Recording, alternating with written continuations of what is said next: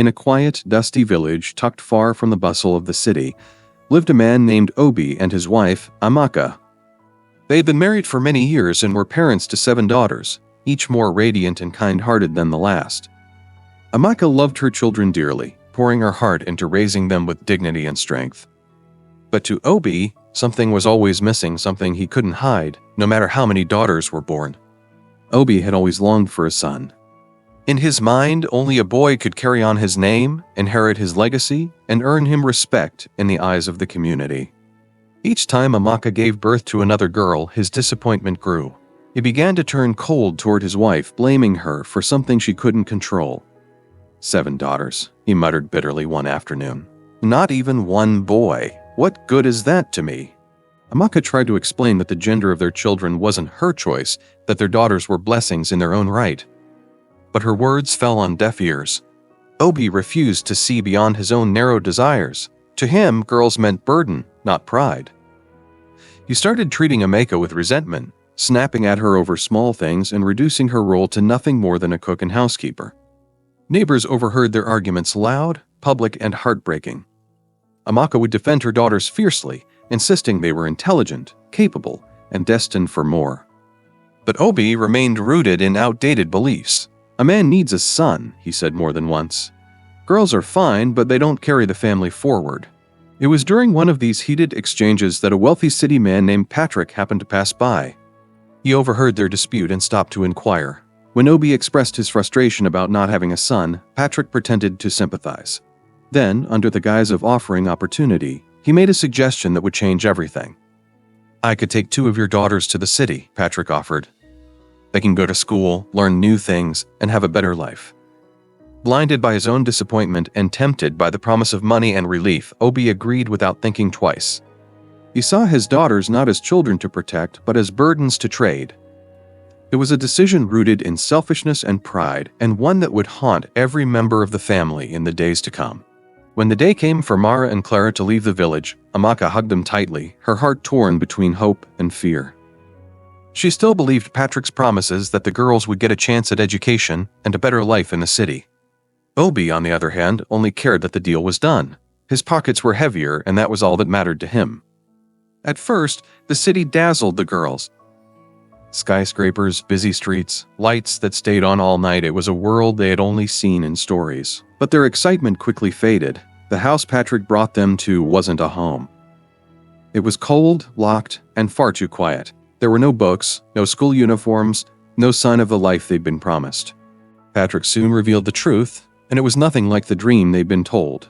Sitting them down, his tone turned sharp. Your parents sold you to me, he said bluntly. There will be no school, no phones, and no friends. Your job here is to cook, clean, and do as I say. The words hit like a punch. The sisters looked at each other in disbelief. But we thought we came for a better life, Clara whispered. Patrick simply scoffed, unmoved. He hired a security guard and gave him strict orders to never let the girls leave the house or speak to anyone outside. They were prisoners, though no one outside could see the chains. Mara was defiant from the beginning. She refused to accept gifts or obey his twisted rules.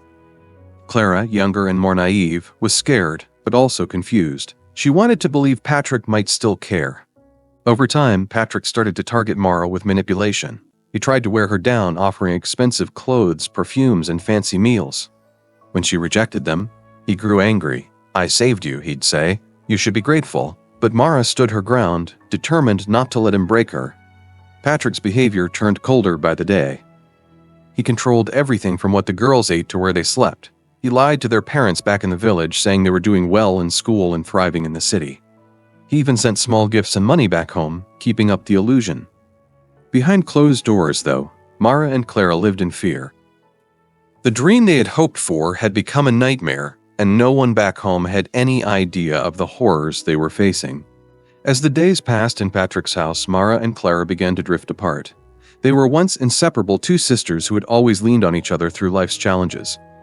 But in the cold walls of this unfamiliar place, their bond began to strain under the weight of fear, confusion, and broken dreams. Mara had seen through Patrick from the start. She knew his promises were lies. She could feel the danger in his eyes, in the way he controlled their every move, and the way he treated them not like people but like property. She refused to smile, refused to play along, and refused to accept any of his expensive gifts. Her heart ached for the life they'd lost, but even more so for the sister she felt she was losing. Clara, on the other hand, was younger, more impressionable, and desperate to hold on to something that felt safe. When Patrick began buying her clothes, jewelry, and sweet treats from expensive restaurants, she didn't resist. Instead, she clung to the illusion. She started to believe maybe this was the life they were meant for.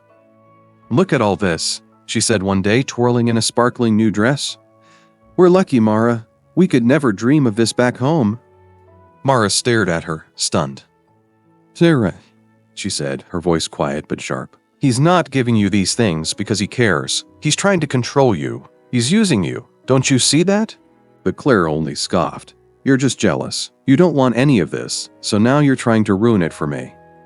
"He treats me like a queen, Mara. What's wrong with that?" Mara's heart broke in that moment. Her sister didn't see the prison they were in. She only saw the gold paint on the walls. "You think this is freedom?" Mara asked. "This isn't life. It's a trap. You can't go to school. You can't leave. You're not his princess, Clara. You're his prisoner." But Claire wouldn't listen. The divide between them widened with each passing day. While Mara planned and prayed for escape, Clara leaned deeper into the illusion, blinded by the comfort of gifts and attention. In a place where they should have been each other's refuge, Mara and Clara now stood on opposite sides of a painful truth, one sister clinging to survival, the other chasing a dream that was never real. Clara had always believed that Patrick's affection, though flawed, was real. While Mara kept her distance, Claire leaned into the comfort of the life Patrick gave her, the clothes, the jewelry, the dinners at fancy restaurants. For a while, it made her feel special, like maybe she had finally found a place where she belonged. So when she started feeling sick, nausea, fatigue, dizziness, she didn't worry at first. But when the symptoms grew stronger, Patrick took her to a hospital. That's when the doctor confirmed what Claire hadn't even considered. She was pregnant. She was shocked, but also strangely hopeful. Maybe this would change things. Maybe now, Patrick would take her seriously, love her fully, and they could finally become a real family. But Patrick's reaction shattered her hopes in an instant. "I never wanted a child," he said coldly. "You were just for fun." Claire's heart sank. She begged him to reconsider, but he'd already made up his mind. Without her consent, Patrick paid the doctor a large sum of money and arranged for the pregnancy to be terminated. Claire had no say. Her body, her choice, her life, it meant nothing. After the procedure, Claire's condition quickly worsened. She became weak, feverish, and struggled to recover. Within 2 days, her young body gave out. Claire died alone in a sterile hospital room, far from the family who loved her and completely abandoned by the man she thought cared. Back in the house, Mara was waiting anxiously, having no idea what was happening. When Patrick finally returned, his expression was cold and indifferent. He picked up the phone and dialed Clara's father. "I have bad news," he said flatly. "Clara got sick. She didn't make it." Obi's voice trembled on the other end. "What? Why didn't you call us sooner?" "I didn't want to worry you," Patrick replied, offering no details. Then he arranged for Clara's body to be sent back to the village for burial. "You never allowed Mara to attend the funeral." Mara was crushed. Her only companion, her sister, her best friend, gone. And just like that, Clara became another forgotten tragedy. Patrick barely acknowledged her death. He went on with life as if nothing had happened. But for Mara, everything had changed. Grief turned to rage. She knew then that she was completely alone, and if she didn't find a way out, she could be next. After Clara's death, the house felt even colder. Silence wrapped around Mara like chains, heavy, suffocating, and inescapable. Patrick didn't grieve, didn't speak Clara's name, didn't even acknowledge the loss, but Mara carried it like a stone in her chest. Her sister was gone, and she was now completely alone with a man she feared more every day. Patrick shifted his attention toward Mara. At first he tried to charm her: expensive dresses, fancy perfume, sweet words laced with control. But Mara wanted none of it. She refused his gifts, refused his gaze, refused to pretend. That defiance only made Patrick more determined. Then things took a darker turn. Mara began to notice how tired she felt at night, an unnatural kind of exhaustion. She'd eat dinner, feel her head grow heavy, and drift off to sleep no matter how hard she tried to stay awake. In the mornings, she'd wake up feeling sore and disoriented, with vague, unsettling memories she couldn't quite piece together. Something wasn't right. Her body ached. Her spirit was fading. It wasn't long before Patrick handed her a pregnancy test. Mara stared at him, horrified. "Why would I need this?" she asked. "I haven't," her voice trailed off. Patrick didn't answer. He just said coldly, "Take it." The result shattered her. Positive. And then came the awful truth. Patrick looked her dead in the eyes and confessed without a shred of shame. "I put something in your food," he said. "Each night while you slept, I took what I wanted. And now, you're pregnant." Mara broke. Anger, horror, betrayal, all of it flooded her at once. "You're a monster," she cried. "You promised to care for us. You killed my sister and now you've done this to me." Patrick's face didn't flinch. "I never wanted a child. You'll get rid of it." But Mara refused. "No," she whispered through tears. "This is my body, my child. You don't get to decide anymore." That's when Patrick stopped pretending. One night, he brought her food again. She was starving, worn down, and didn't realize until it was too late. Her vision blurred, her limbs heavy. The next morning, she woke up in pain, bleeding. He had poisoned her. The baby was gone. Mara lay curled in bed, clutching her stomach, tears soaking her pillow. Patrick stood in the doorway, cold as ever. "Problem solved," he said.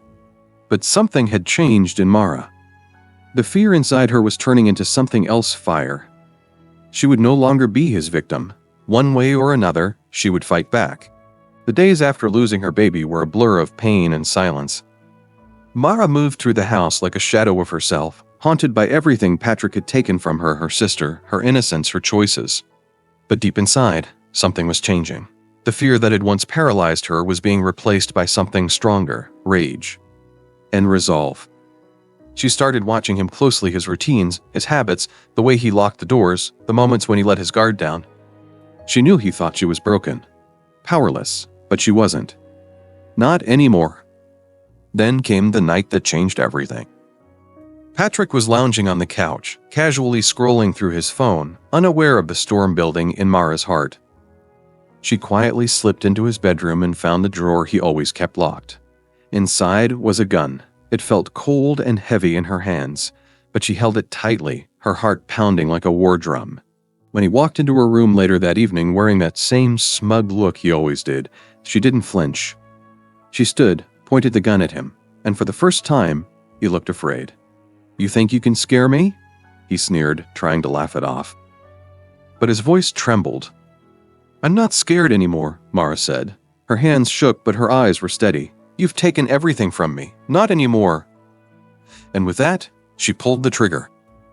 Twice, the shots rang out like thunder. Patrick collapsed to the floor, lifeless.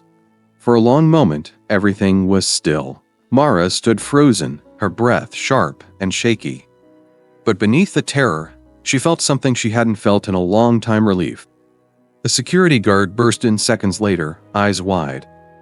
He saw Patrick's body, saw Mara holding the gun, and didn't say a word. He simply picked up his phone and called the police. Mara was taken into custody, questioned for hours. But she told the truth, every painful detail. About Clara, about the abuse, about everything Patrick had done. In court, her voice didn't waver. Witnesses came forward. The doctor who treated Clara testified. Parents who had feared Patrick but stayed silent finally spoke up. And the judge listened. The ruling: self-defense. Mara was set free and awarded a portion of Patrick's estate. For the first time in years, she walked outside without fear. The sun hit her face. She breathed deeply. She was free not just from the house, but from him. And she would never look back. Freedom didn't come with fireworks or celebration. For Mara, it came quietly, like a deep breath after nearly drowning. The courtroom had cleared. The judgment was over. And for the first time in what felt like forever, she was no longer anyone's prisoner. But freedom was only the beginning. Healing would take time. With part of Patrick's estate granted to her by the court, Mara didn't waste a moment. She used the money to enroll in school, something she and Clara had once dreamed of. Every class, every textbook, every sleepless study night was a small rebellion against the life she'd been forced into. It was hard. Some days the memories felt too heavy, but Mara pushed through, determined to honor her sister's memory. She found purpose in helping others. After graduating, Mara took a job at a nonprofit dedicated to supporting girls who had faced abuse and exploitation. She listened to their stories, some painfully similar to her own, and offered them more than sympathy. She offered understanding, a voice, a way forward.